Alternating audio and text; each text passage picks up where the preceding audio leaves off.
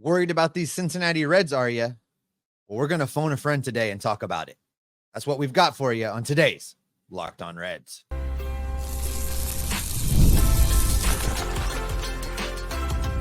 You are Locked On Reds, your daily Cincinnati Reds podcast, part of the Locked On Podcast Network, your team every day. You are Locked On Reds. I am Stephen Offenbaker. I will be your host today. I love the Cincinnati Reds. I love baseball. I have taken my love for the Reds, my love for the game, and I've turned that into information for you. I've been talking about the Cincinnati Reds in podcast form on one show or another for 6 years now. Sometimes they make me very, very happy. Sometimes they make me very, very, very sad. But one thing you can count on from me is I am going to be bringing you all things Cincinnati Reds each and every day. Locked On Reds is part of the Locked On Podcast Network, part of your team every day. And on today's podcast, I am excited to be joined by the television voice of the Cincinnati Reds, the one and only John Sadak. We're going to be taking a look at several of the players on this team and how they've performed so far. We're truly going to dig into the good performances, the bad performances, and we're even going to discuss a few of the ugly performances that have plagued the Cincinnati Reds this season. Before we get into any of that, I want to shout out the sponsor of today's podcast. Today's show is brought to you by eBay Motors. From brakes to exhaust kits and beyond, eBay Motors has over 122 million parts to keep your ride or die alive. With all the parts you need at the prices you want, it's easy to bring home the win. ebaymotors.com has it all for you.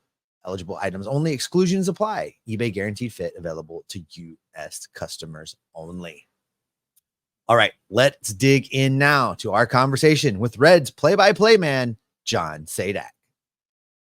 All right, John, I couldn't be more excited to have you here with us on the show today. It's always a great time talking baseball with you when you are on. And we thought we would be talking about a Reds team that would be challenging for first place in the division. We thought we'd be talking about a Reds team that was full of young superstars that were doing amazing things. We thought we'd be talking about a Reds team whose pitching was finally coming together. And we're not really in any of those places right now. Baseball giveth and baseball taketh away. And there are a lot of people in Reds country right now that are worried about this team. They're worried if the hole they're digging right now is just going to be too big to get out of. They're worried if this is in fact who they really are. And so I just want to start by posing the question to you. How worried are you about this team right now? Yeah, pretty worried. I mean, they're 7 under 500. They have a rather daunting schedule, particularly from now until the start of June. And when you start doing the plain old math of what they're up against as they're facing the National League West, and also you have to recognize that Milwaukee has been this bully of a big brother they've had a hard time beating for several years running. You got to play them 10 times, and they're likely the team you're chasing. Cubs bullpen is terrible, but I like their lineup and starting pitching quite a bit. The math is not pretty with what the Reds would likely need to do if you're looking at, mid to upper 80 wins to try to make sure you're a playoff team.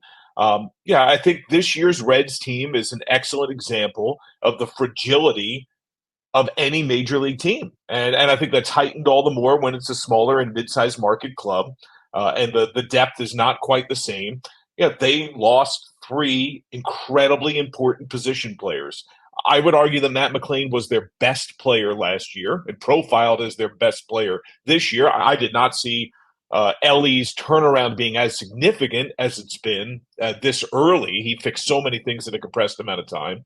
Noelvi Marte basically stepped into McLain's role when McLain had the oblique issue, not directly, but essentially he wound up being the benefactor of those at-bats. He was their hottest hitter to close last year. And TJ Friedl was their leader in WAR and is one of the emotional spark plugs of the team, who brings it in every way. Defensively, I think he also helps a clear vulnerability, which is against left-handed pitching. The Reds are going to have, as the current roster is constructed, as we record this, 2 lefties in the lineup every single day. If one of them is Friedl, who hits lefties really well, that's not as big of a deal.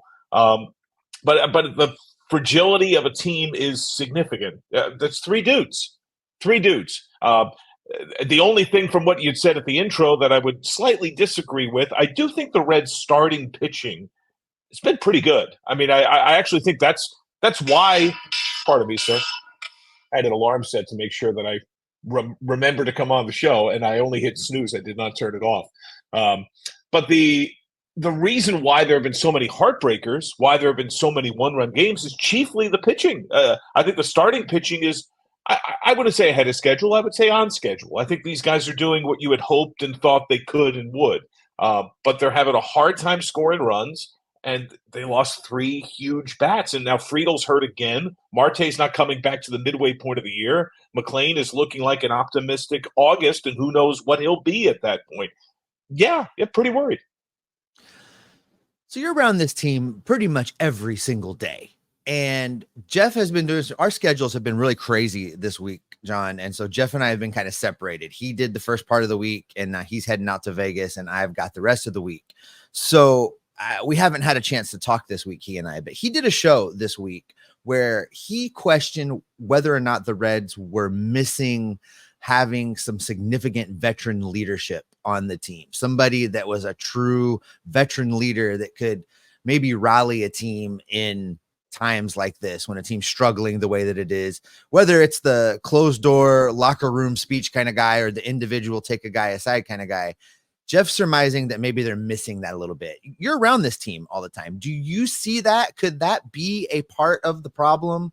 Or who do you see filling that role as you're around this team day in and day out? No, I think they have very strong leadership. Luke Maley is an excellent leader. I think now that Candelario is hitting better, he can have an even greater position of leadership. Their ads were all veterans. Emilio Pagan's a veteran. Brent Suter's a veteran. No, I don't see a void of leadership.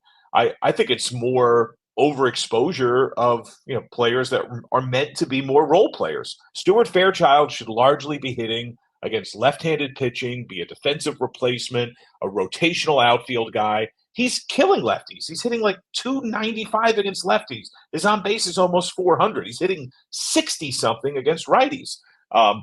That's where the depth is a big, big deal. The platoon spots they had. I know some folks don't like the idea of a platoon of left, right. And yeah, if you have an all-star caliber player, he's going to play every single day.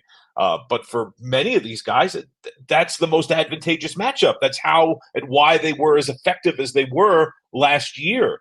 You're not able to do that because even beyond those injuries, I mean, the Reds have had illness spread through the team. They went, nearly a week without CES and Candelario at one point. They had the hit on the hand with a pitch even beyond Friedel. Stevenson and CES missing time. Illness zapped them a few other guys for a series of days at a time. They've played with a short bench for a giant chunk of the year. And you don't want to make a roster move because if you make a roster move in that time, you're compromising other things.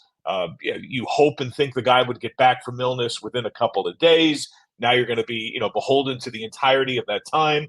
And then you're also talking about 40-man situation because some of the moves you would probably make to short-term, cover those spots, you're going to have to make a 40-man move and you might lose a guy or two. And the circumstances are about as rough as you could expect. And that's where, to your question of leadership, I don't see a downtrodden team. I don't see a team that's lost focus. If anything, their greatest error in that regard, there are times they're trying too hard. They've had mistakes on the bases. There have probably been some plate appearances where guys are trying to, do everything in one at bat. To me, that's a good problem. And I think those are correctable things. And I think the idea of excessive aggressiveness probably is best solved with experience, failing, making that mistake and learning from it. I think it's part of the growing process of a young team. And I think in that regard, this team has handled itself really well. They're playing a particularly tough schedule right now, and they're not getting over that hump. They're not getting blown out. They're not lifeless. They're not terrible at bats. They're not losing by 10 runs a game. They're fighting, and they're losing close games on a regular basis. And losing sucks. But if you're going to lose, I'd rather lose that way than pretty much any other way. It's funny. We talk about this gauntlet of a West Coast team. And as we record, we're recording before the second game of the Diamondback series out in Arizona. As we record, really, you don't have to squint very hard for this team to have won 3 out of 4 of the games on this swing so far, which is something that was not predicted or projected as they were leaving Cincinnati for this trip. Jeff and I were talking about 5-5 would make us really, really happy. We would take that in a heartbeat, the way the team was playing and the way things were going. You mentioned the team doesn't seem to be very, downtrodden. And that was where I wanted to go next because, like you say, losing sucks and it does have an impact, blowing games when your best 2 pitchers come into a game like they did in the first Arizona game and basically let it get away. That has an impact. That shakes some confidence. This team's lost a lot of games that way. 1-run games, tough games. Do you see that? What has that made a change in how this team looks in the locker room? Has that made a change how this team looks during their warmups the following day? Do you see it having an impact mentally, emotionally on these guys, or are they really presenting a ability to shake it off and get back in there? No, I think they've been focused on the next day, and I think that's one of the strengths of this team and this coaching staff is compartmentalizing pitch to pitch, at bat to at bat, which I think is a player truism. It's tough for the fan to process that. It's tough for any of us outside of that to process it, but I think it's needed, particularly with a younger team. I think that's the right mental approach to have. I think that's what most great players have. No, I don't see that at all. I think to me, the real tell, more than body language, which I think is fine, but to me, I think that's grossly overblown. It's like watching warm-ups in a basketball or a hockey game. Watch the game. Watch the at-bats. And I think the at-bats have been largely really good. I mean, Elly's taken a huge step forward. Steer had a 2.5-week slide with little contact, and his at-bats were excellent. And most of his contract was line drive outs. Stevenson has had a year that's been up and down, but even when he's been down, for the most part, it's been really hard hit outs. To me, that's really encouraging. I don't see that dissolving. I don't see that. Nobody's given those moments away, those at-bats away, those opportunities away. And the depth of the lineup is a domino effect in many, many ways. And that's where they've been down several impact bats. To me, that's really the core of all of it. Are there other issues? Of course. Yeah. I mean, every team does. Do a quick Twitter search of any team that exists, and you'll find Dodgers fans that are upset about X, Y, and Z. Meanwhile, the outside looking in, you guys got it pretty good. I'm not sure there's that much to nitpick about. But that's just kind of the life of a baseball fan in a failure-driven sport. And I would point to that they have been right there. They've been right there. And I think that means a lot on a lot of levels. But while they need to think about it at bat to at bat and pitch to pitch, we can look at it on the bigger picture. Is there reason for bigger concern on the year that had such promise? Yes, of course there is. Yes. And there's still plenty of time. There is an opportunity to dig themselves out of it. But with every passing day, that's another day. And then the math becomes blurrier and not pretty. Plenty more to come with John, including the play of the former Rookie of the Year, Jonathan India. We'll have that right after this. Passion, drive, and patience. The formula for winning championships is also what keeps your ride or die alive. eBay Motors has everything you need to maintain your vehicle and level it up to its peak performance. Superchargers, roof racks, exhaust kits, LED headlights, and more. Whether you're into speed, power, or style, eBay Motors has you covered.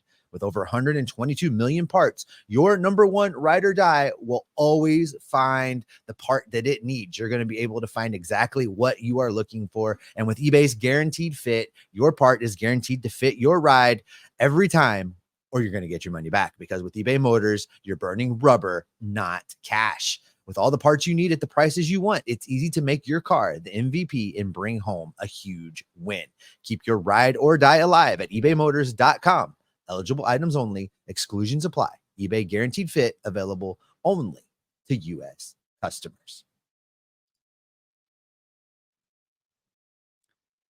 You have got to check out Locked On Sports today. It's a free 24/7 streaming sports channel programmed for you every day to bring the biggest sports stories. Locked On Sports today is can't miss analysis, opinions, and news streaming 24/7 right here on YouTube. And it's free on the Amazon Fire TV channels app as well. Part of the Locked On Podcast Network, your team every day.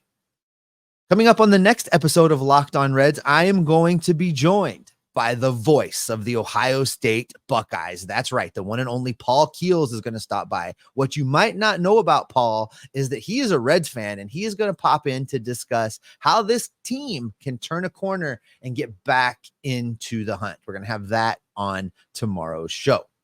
Now, let's dive back into our conversation with John Sadak and get his thoughts on Jonathan India.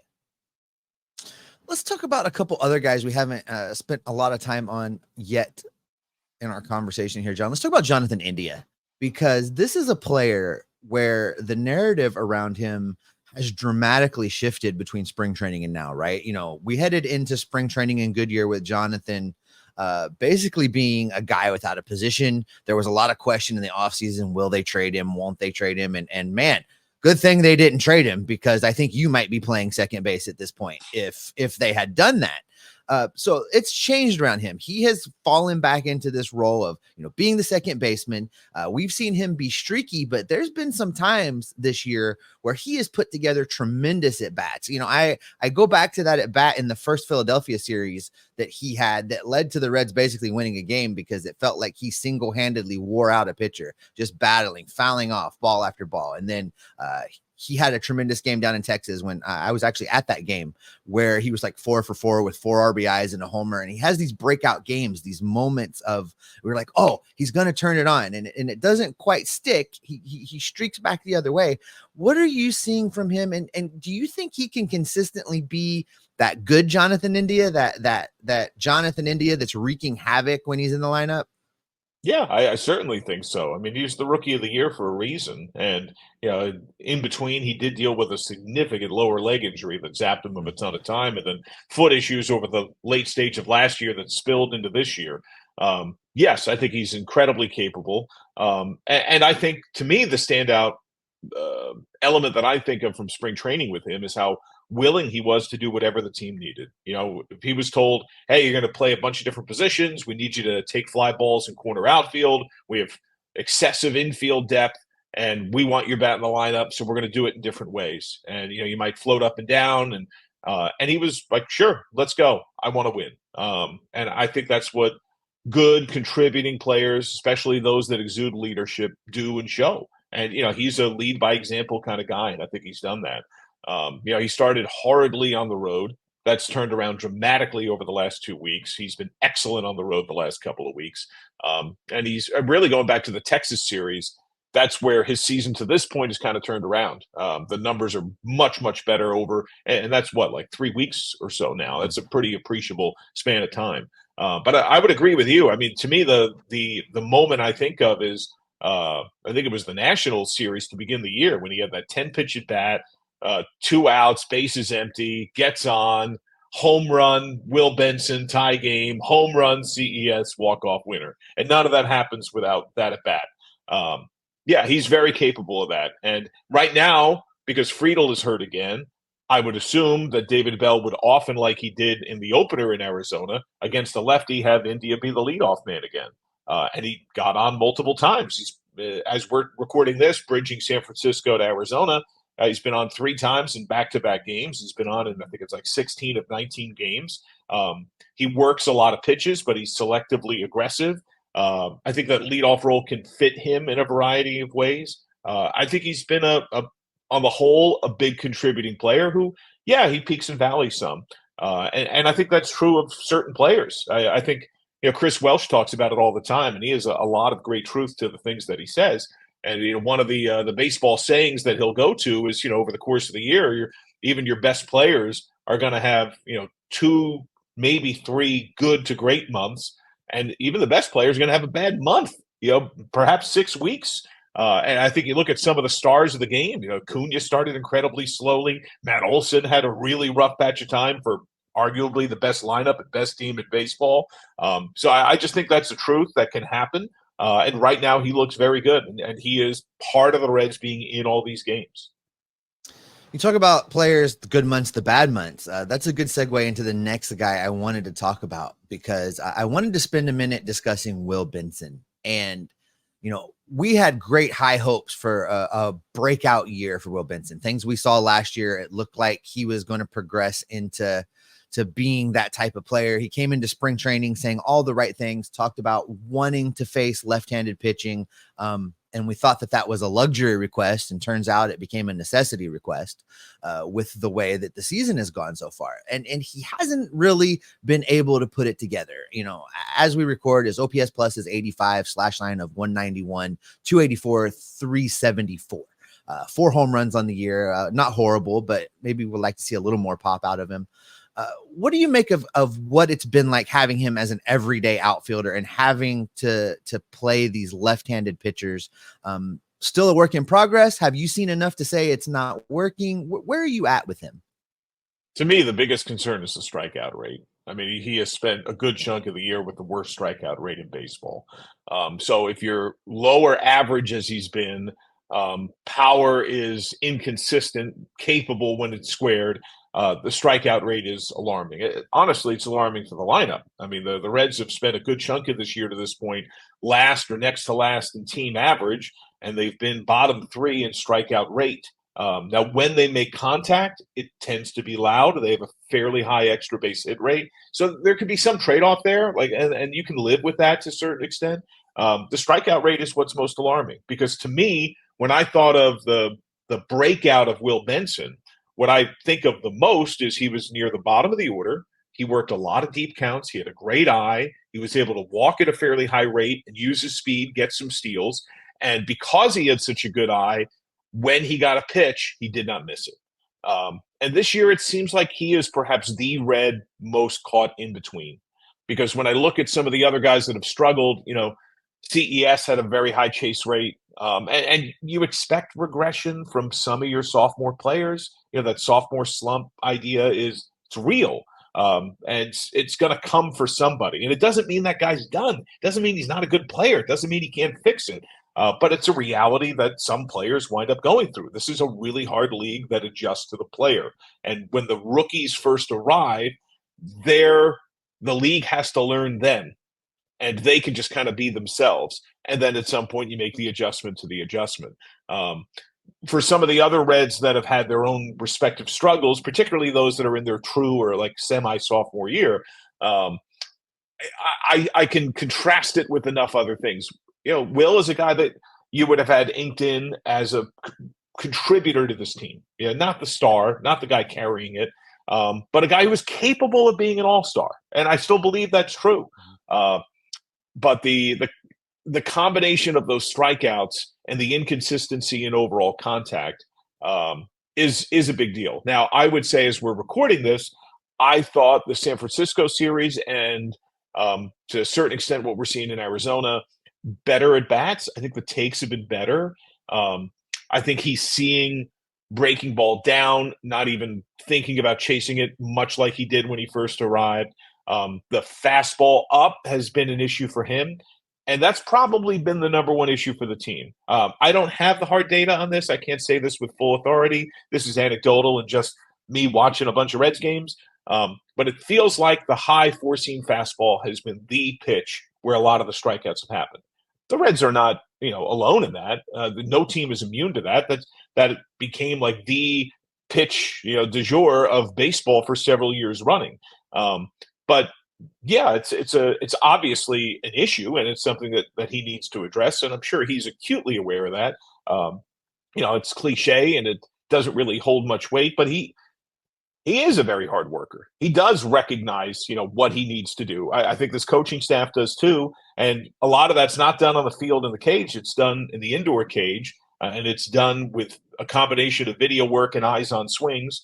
But yeah, he was a guy that I would have thought, at the very least, even if you're dealing with more, left-right situations, was going to be a highly productive player. To this point, that hasn't happened. It's mid-May. There's plenty of time for that to change. He had a renaissance like that at AAA last year.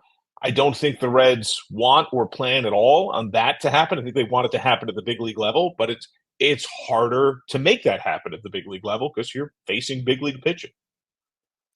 And then that being said, learning to hit lefties at the big league level, and with some of the best lefties in the world throwing at you, incredibly difficult. So that leads me to the next guy that has had interesting season thus far, and that's Jake Fraley.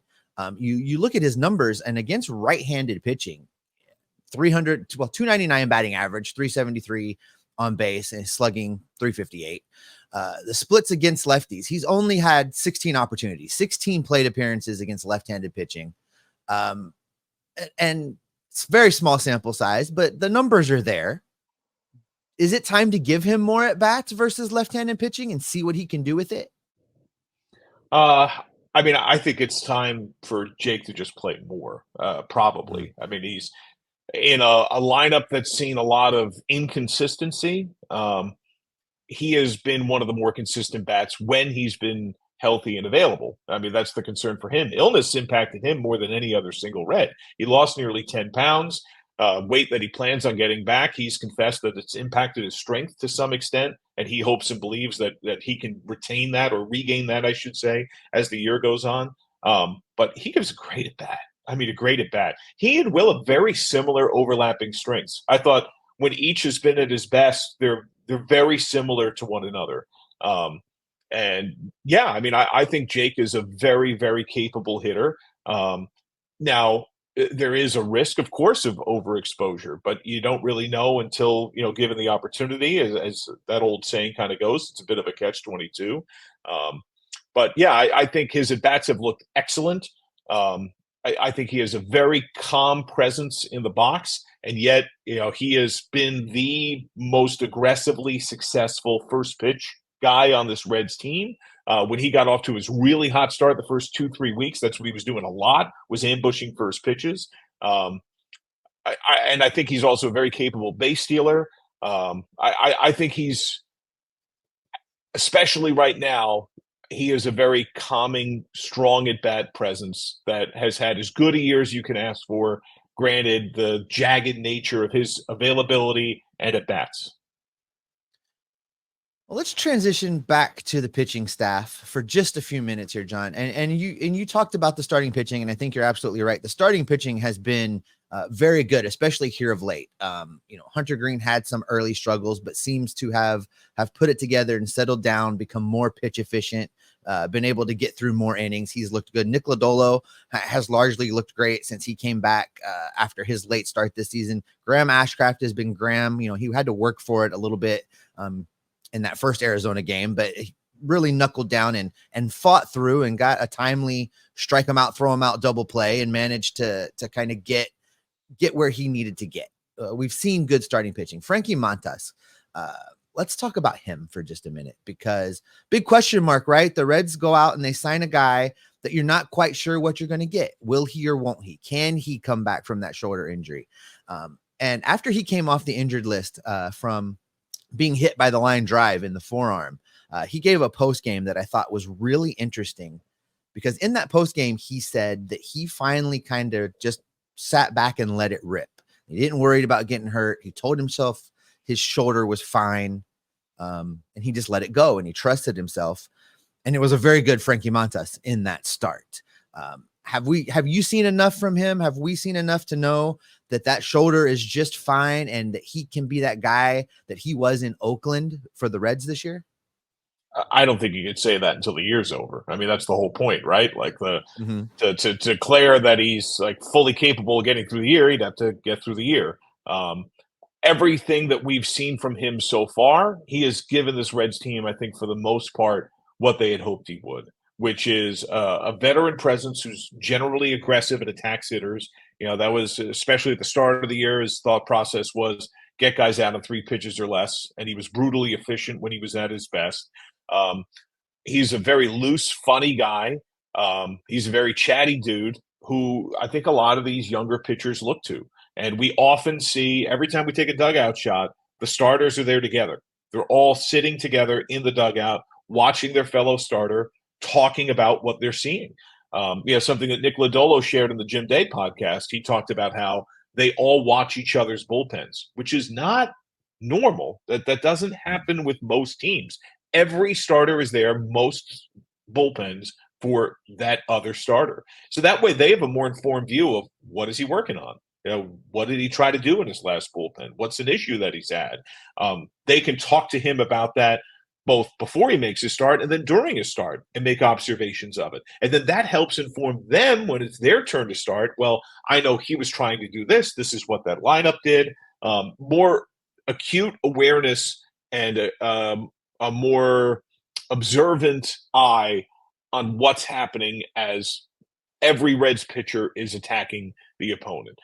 And I think Frankie is a galvanizing force in that regard. When you had asked earlier about leadership on the pitching side, particularly with the starting pitchers, I think that's exactly what Frankie has brought to this team. And I think there's great, great value in that. And when he's been at his best, he's been a 6-inning, 2-run or less. He's giving you a chance to win kind of pitcher.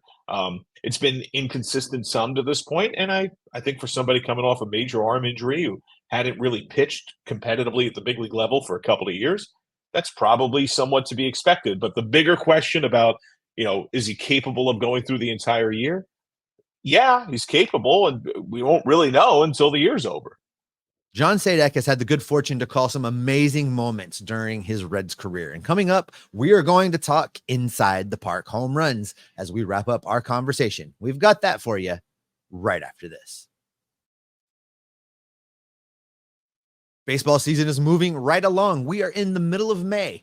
Don't miss your chance to get in on the action, and you can add your favorite players from the diamond to your Prize Pick entries. Whether it's strikeouts, RBIs, or first inning runs, take your pick of more or less and add them to your Prize Pick entries today.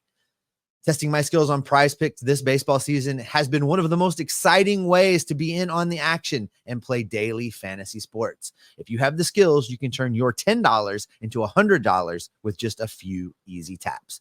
Prize Picks is very simple to use. It makes gameplay fun. You can make your picks and submit the entries in about 60 seconds. They've got quick withdrawals, easy gameplay, and an enormous selection of players and stat types. That's what makes Prize Picks the #1 fantasy sports app.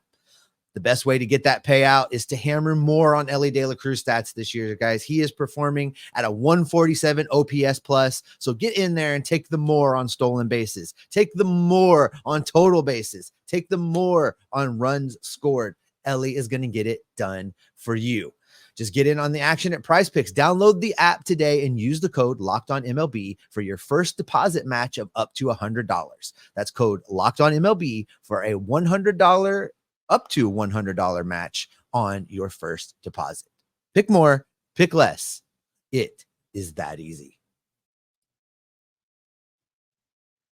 You can catch every pitch of the Reds' hometown broadcast with SiriusXM. Just download the SXM app and search the word Reds. Also, between shows, if you want to talk baseball with us, there is a great community over on our Discord server. If you want to check that out, just look in today's show description. There's a link there. Hop onto Discord and start talking baseball with us because we want to talk baseball with you. All right, let's dive back into this conversation and finish up our talk with Reds play-by-play man, John Sadak. Well, let's talk about the bullpen for just a second, because this is the area of the team that really got the most upgrading in the offseason. Nick Krall went out and got more than one guy to try and bolster this bullpen. And, by and large, the opinion was that last year, a lot of the guys ran out of gas. There were a couple pitchers in this bullpen that more than doubled their workload from the previous season. And it was good to see Nick go out and address that. But thus far, it's been maybe lackluster would be a good word to use for the performance of the bullpen overall. A lot of big spots where the bullpen just hasn't been able to get it done. I've been seeing some things, with Alexis Diaz's struggles where the team and the coaching staff are saying he's going to be fine. It's going to be okay. He's going to figure it out. What do you see with Alexis Diaz right now? Because, this is the guy that you counted on last year to come in and slam that door. And he's not had a tremendous amount of success this year as he's come into games, John. He's been in 16 games and he's given up 11 earned runs. Yeah, I mean, I think the earned run thing, I kind of honestly don't look at as much as a reliever. He threw once in 10 days during a recent stretch because the Reds were not in position to use a closer. And then David Bell tried to throw him in there to get him some game action, and it did not go well at all. And that to me doesn't shock me that much. And that's what, like a third of those runs came in that one outing. Now, the bigger concern for me is the walk numbers and the hit by pitches. That's concerning, yes. And that's what happened in the opener in Arizona. And it's something that Alexis himself owned up to. And he said after the game, I didn't attack the zone well enough. I need to throw more strikes. He's trying, and he's just not connecting in the zone as much. And I do think rust is part of the issue with that. I have to think, as a closer, I lean on guys who played. I lean on guys who did this and ask them what they think. And Jeff Brantley was an all-star level closer in the big leagues. And he says for him, he believes that a closer should be pitching every 3 to 4 days. Like you have to, and not a bullpen in a game. Now it's baseball, so the circumstances don't always allow for that or afford that. When we saw Pete Diaz, he had almost too many save opportunities, and there could be an argument that there was, because I agree with you. It did look like there was a point where there was no gas. The starters weren't going very long. The starting staff was a major concern last year. They had a bottom 2 or 3 starting staff ERA in baseball, and they were not giving a lot of innings. This year, that's been the opposite. They're a top half team in terms of starting ERA, and I think the last time I looked, they were top 3rd in terms of innings. So to me, I think there's a little bit of chicken or the egg, because I do think if he were to pitch more frequently in safe situations, I really do believe that would help remedy a lot of this problem. He's got long arms and legs. That's a big part of his deceptiveness and his effectiveness. What's the right turn of phrase? That perceived velocity, because of how deep he has that long stride and the long arm snap release, and he hides the ball so incredibly well. But I think when you have a lot of moving parts, it's similar to what you often see in pitchers that are 6'5 plus. You can get out of whack. Clearly, that's got to be part of it, right? To some extent. I'm not saying it's pure mechanics, but at least that feel for finishing the pitches. He's walked a lot of guys and he's hit batters. So, yes, obviously there's been some form of command issue. I think some of that in some of these outings has been trying to fabricate that adrenaline, because it hasn't been a true safe situation. And those bad outings then spike the numbers because of the compressed amount of time. But I think the bigger concern is the Reds haven't been in position to use him in a true safe situation. And, it's baseball. What goes down, there's truth to that. The worst teams win at a 400 level. They win 40% of their games. The Reds are better than this. I guarantee you that. Now, how good are they? Are they a playoff team? I don't know. I mean, they're going to have to turn it on in a really big way. But they're going to have a hotter run. And every passing day, that's more likely to come in the relatively, near future. And I do think this can be a momentum-driven team. I think the height of the Reds last year with this youth was obviously that 12-game win streak. They swept the Houston Astros. They had a long road trip where it was crazy game after crazy game. The Ricky Karcher game happened in Kansas City during that stretch. And they weren't unstoppable. I mean, they had a rally in that Kansas City series. They didn't demolish a bad Royals team, because it's baseball. Winning is really friggin' hard. But at the same time, I think there is weight and positivity that can come as the good times come. And so I would say with Alexis, I really want to see him be given the chance to close games on a quasi-regular basis for 2 to 3 weeks. And if the issues remain then I do think it's time to be a little more concerned, and I'm sure there would be dialogue to some extent about what do you do? How do you then handle it going forward? But until he's given that chance again, I mean, we're not that far removed from, he's now through 3 times in 5 days, but on the front end of that, it was 1 time in 10 days. The team's lost 13 of 16. Closer's not getting a lot of work. Yeah, that's a fair point. Jeff and I talk all the time about putting players in the position to be successful and not asking them to do things that are outside of their wheelhouse and then being upset with the results. So, I think you're absolutely right. We've seen relief pitchers in the past, closers in the past, that if it's not a save situation, they just can't quite find it. And there is something to that adrenaline rush of being in their moment. So I hope you're right. I hope we start putting him in positions to get saves. That'll make me very happy. Before we let you get out of here, let's end this on something fun, John, because you know what's fun? Inside the park home runs are fun. And I feel like you've had more than your fair share of those calls this year. You've already called 2 in favor of the Reds. And were you on mic for the one in Texas, or was that the national game? But we saw an inside the park home run in Texas. Yeah. Well. We saw that there, and we also saw Mike Ford's first career big league triple. Oh, giving hope to guys that are built like me. I too can run a 3-bagger, man. No, it's been pretty cool. And I think that's where, when this Reds team is peak current Reds, that's the kind of stuff they're doing. You know, it's their speed and their fun-loving nature that is just a joy to witness. Delighted for Fairchild in particular, because that dude I do think has ability. I do think can be a really positive contributor to a major league team. And the fly ball double play thing had happened just the day before, and that was a great way that baseball gives an opportunity for some immediate redemption. Like you can, that very next day, that very next at bat, that very next play, the next time the ball is hit to you, you have a chance to make a play. And to see 2 inside the park home runs in 1 year is and 3 in total, including the opponent. That's a relative rarity. And I think this Reds team is capable of excitement like that. I'm not saying they're going to hit multiple inside the parkers, although I do think Elly is the kind of guy that, especially in a series like in Kansas City, in Colorado, he could have 2 inside the parkers in one game. That could happen. Like he is that right combination of power and speed that in a huge park with very deep gaps, and you get the right carom, he could be that guy to be a record-setting, history-making kind of player.